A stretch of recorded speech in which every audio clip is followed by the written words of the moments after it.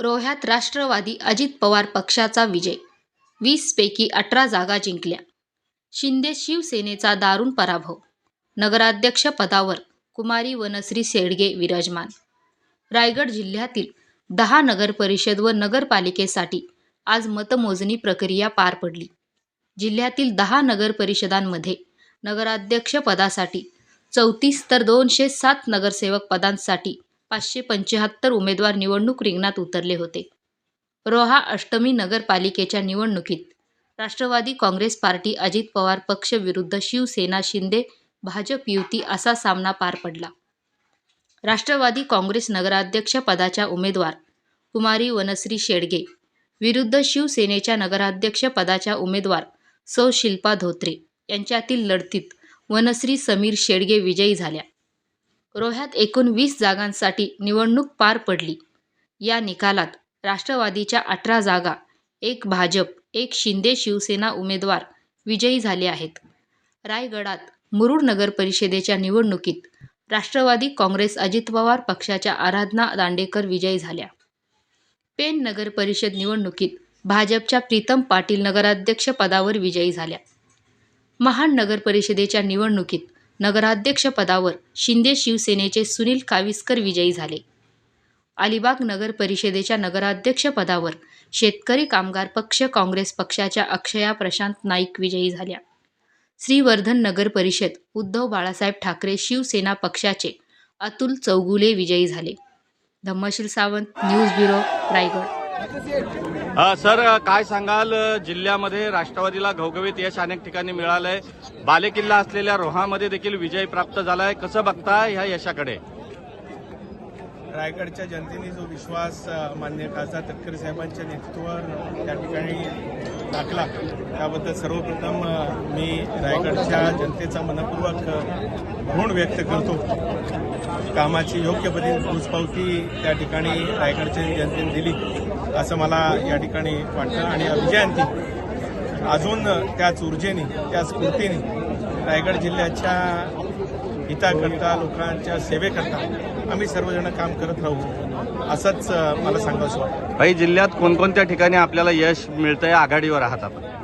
आत्ताच निकाल जे हाती आले त्यामध्ये रोह्यात नगराध्यक्ष आणि संपूर्ण आता शेवटचं एकच राऊंड बाकी आहे, 9 आणि 10 नंबरचा, पण आत्तापर्यंत 100% निकाल रोह्यामध्ये लागला आहे.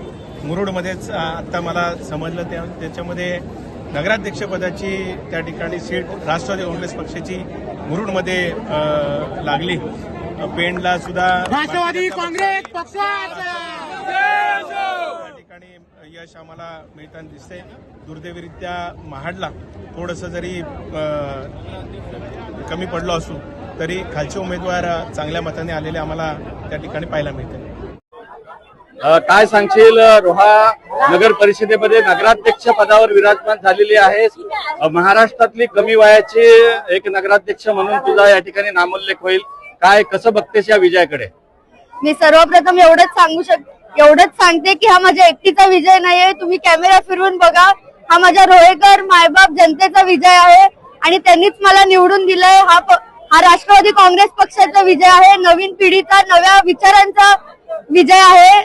नवीन पिढी जी मोठी स्वप्न बघू पाहते आणि ती स्वप्न मिळवण्यासाठी मेहनत करून ती स्वप्न मिळवते, त्या प्रत्येक तरुणाईचा विजय आहे असं मी समजते. आणि आदरणीय तटकरे साहेबांनी 40 वर्ष रोह्यासाठी जे काम केलंय, नगरपालिका तीच पुन्हा अबाधित ठेवलेली आहे, तर याचं सगळं श्रेय त्यांना देखील जातं. आदितीताई असतील, अनिकेत भाई असतील, यांनी जो विकास केला त्यांच्या पाठबळाशिवाय, मार्गदर्शनाशिवाय हे अजिबातच पॉसिबल नव्हतं. त्यांनी देखील आमच्यासाठी खूप धावपळ केली.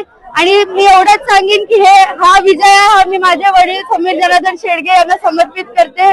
त्यांनी मागच्या निवडणुकीत 6 मतांनी आमचा पराभव झालेला, पण ह्यावेळी 4,500च्या वरती मताधिकाऱ्यांनी आम्ही जो आकडा काढलाय थोडासा तो आलाय. तर त्यांनी जे समर्पित होऊन रोहेकरांसाठी जे काम केलेलं आहे ह्याचं सगळं श्रेय हे त्यांना जातं. त्यामुळे तेवढंच सांगू इच्छिते की जाहीरनामा काय नेमका जनतेसाठी काय करणार आहे? जनतेसाठी काय करणार हे मी प्रचारादरम्यान नेहमी सांगतच आली आहे. कुठलंही क्षेत्र नाही, आरोग्य असेल, शिक्षण असेल, खेळ असेल, क्रीडा असेल, ह्याच्यानंतर मूलभूत सुविधा आपण ज्या देत आलो हे प्रत्येक क्षेत्रात आपलं काम राहणार आहे आणि मी प्रचारादरम्यान ज्या गोष्टी बोललीये त्या पूर्ण करायच्या मी माझ्या नगरसेवकांच्या सहकार्याने आणि माझ्या मायबाप जनतेच्या सहकार्याने आणि पाठिंब्याने मी त्या नक्की पूर्ण करीन आणि ते पूर्ण करायचा मी सर्वतोपरी प्रयत्न नक्की करीन एवढंच मी सांगू इच्छिते. आणि ज्यांनी मला मतदान केलं नाहीये त्यांचा देखील विश्वास मला कसा मिळवता येईल अशा प्रकारचं काम मी करण्याचा नक्की प्रयत्न करीन एवढंच सांगू इच्छिते. विरोधकांना पण माझं एवढंच आव्हान आहे, परीक्षा आपली स्पर्धा झाली, निवडणूक झाली, आपण एक गाव म्हणून इथे राहतो, आपलं गाव पण आपल्याला जपायचं आहे आणि आपल्या डोळ्यात चांगलं वातावरण आहे, ते गाव पण कसं जपेल आणि हे वातावरण तसंच कसं राहील याच्या बाबत मी नक्की काम करीन आणि त्या परीने माझे प्रयत्न नक्कीच राहतील.